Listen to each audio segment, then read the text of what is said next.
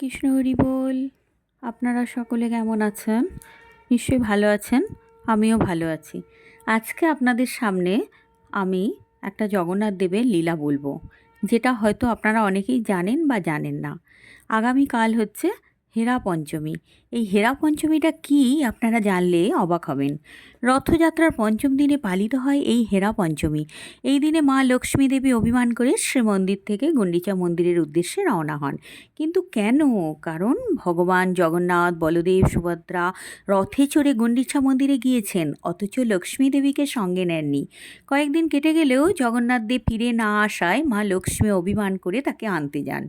গুন্ডিচা মন্দিরে গিয়ে লক্ষ্মী দেবী সরাসরি জগন্নাথ দেবের সঙ্গে দেখা করেন না।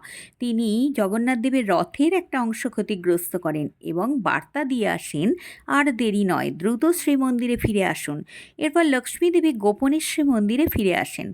কয়েকদিন পর বাহুড়া যাত্রায় ভগবান জগন্নাথও ফিরে আসেন। এই লীলার মাধ্যমে ভক্তদের শেখানো হয় যে ভগবানের লীলাতেও ভালোবাসা, অভিমান ও পুনর্মিলনের অপূর্ব শিক্ষা লুকিয়ে রয়েছে। জয় জগন্নাথ। ভিডিওটি ভালো লাগলে লাইক, শেয়ার ও সাবস্ক্রাইব করতে ভুলবেন না। আমরা হেরা পঞ্চমীর একটা ভিডিও আপনাদের সামনে পরে তুলে ধরব।